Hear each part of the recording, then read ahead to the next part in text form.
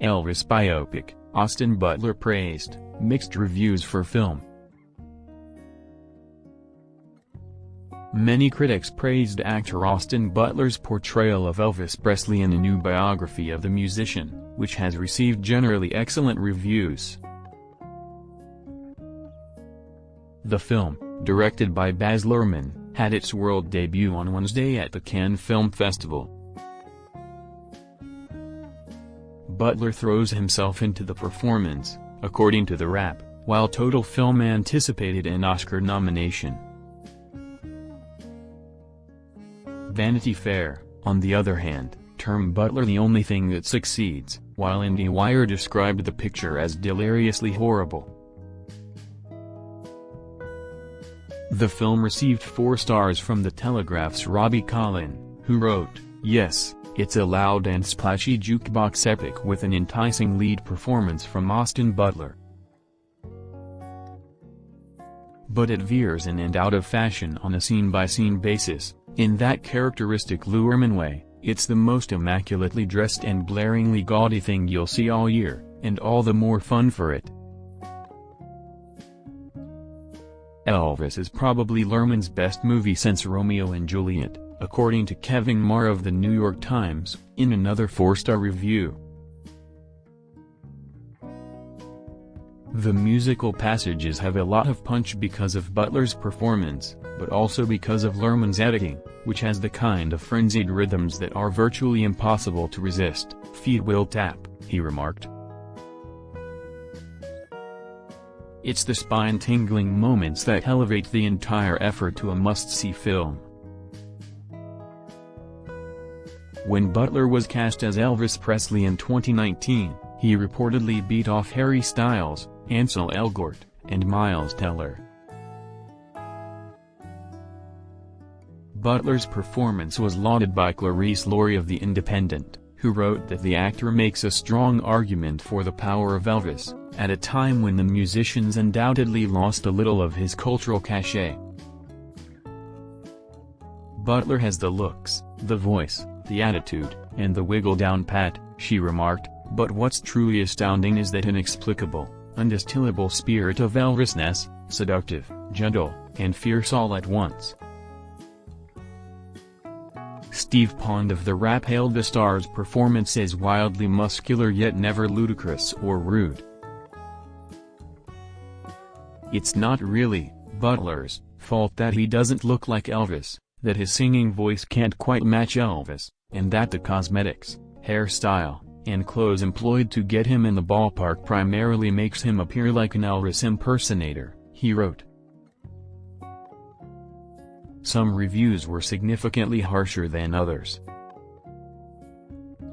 "If only this 159-minute eyesore, a sadistically monotonous supermontage in which a crazy Flemish guy manipulates some naive young greaser over and again until they both become sad and die, were generous enough to be as short in any other respect," remarked David Ehrlich of IndieWire.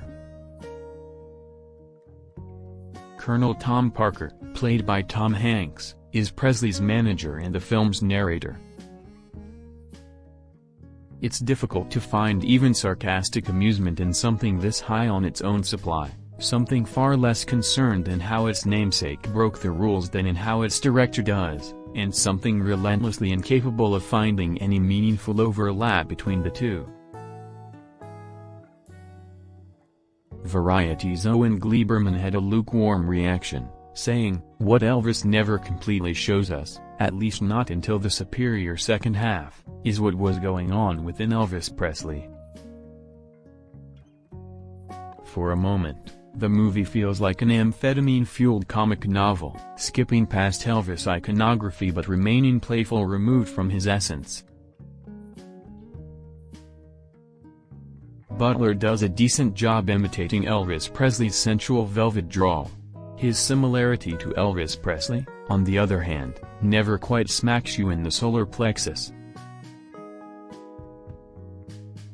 Luhrmann has crafted a woefully uneven but occasionally riveting drama that builds to something moving and honest," he said.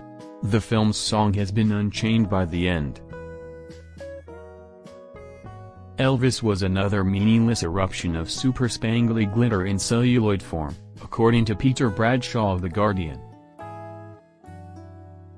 It's not so much a movie as a 159-minute trailer for a movie named Elvis, a relentless, wildly flashing montage, epic and yet trivial at the same time, with no variation in pace.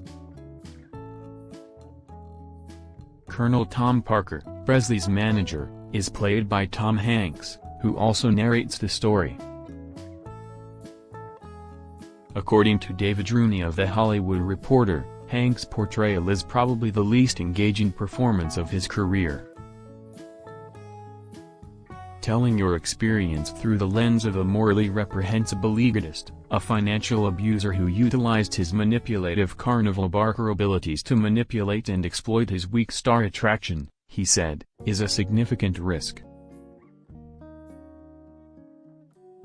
Many will consider this film's persistent flamboyance as bombastic Baz in ADHD overdrive, a work of glistening surfaces that refuses to slow down long enough to get under its subject's skin.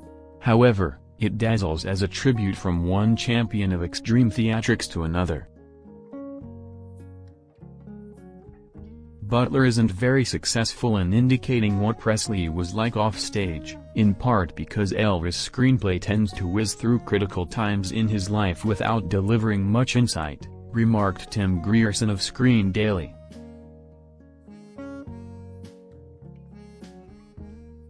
However, he praised Catherine Martin's costumes and production design, as well as cinematographer Mandy Walker, who, according to Grierson, shines throughout the concert scenes, stripping the events of musty melancholy and making them into vivid, urgent experiences.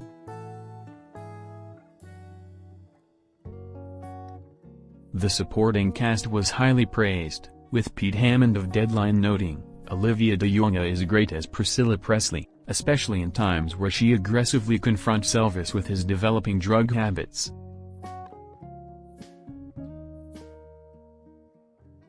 Kelvin Harrison Jr. and Alton Mason, who play B.B. King and Little Richard, respectively, were both among the black performers who so plainly affected Elvis, according to Hammond. Hanks goes for it and nails Parker's mystique, even though his real accent may be a little disturbing for fans, he added. He delves in, gently revealing a cunning manipulator whose judgments over Presley's career may be linked in part to concealing his own dubious past and gambling problems.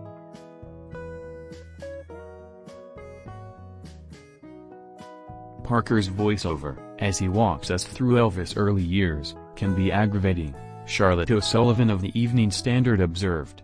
Presley is a loose cannon in terms of social conservatism. We understand. However, as the film progresses, so does the conflict between him and his gifted young charge.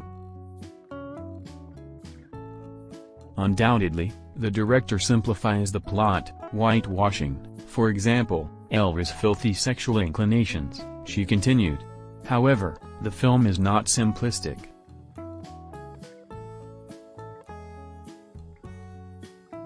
The LA Times' Justin Chang praised Luhrmann's frantic filmmaking approach, saying his flamboyant stylistic excesses are very much of a piece with Elvis' own. Even when Luhrmann is drawing them out or slowing them down, the performance moments sizzle with live-wire excitement. Sometimes Luhrmann will show concert material in blazing black and white, and other times he may split the screen into octants rather than quadrants. Everything is a little too much, which implies it's just right. Moulin Rouge, Romeo and Juliet, The Great Gatsby, and Strictly Ballroom are among the director's past film credits. Vanity Fair's Richard Lawson speculated, perhaps it's by design that the Elvis Presley of the upcoming biopic Elvis is presented so unfathomable. In Baz Luhrmann's film, there's a lot of him, swaggering and crooning and sweating. But little of his inner life, the fire uniquely his, is communicated to the audience. It's a film about a legend that keeps him just that, an idea, thrashing away at a distance. Jordan Farley of Total Film said, "Some will no doubt take umbrage with the runtime, clocking in as it does at over 150 minutes, but a lack of incident is not the problem. There's enough to Elvis' story to fill 150 hours.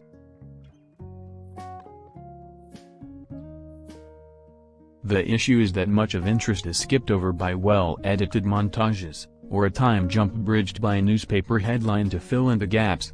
Elvis's initial rise to chart-topping fame is relegated to one such montage, as are most of his Hollywood years.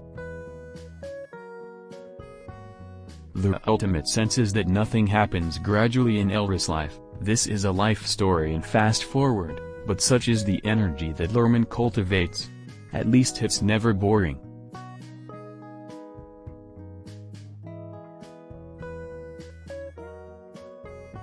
Thanks for watching. Subscribe for more updates.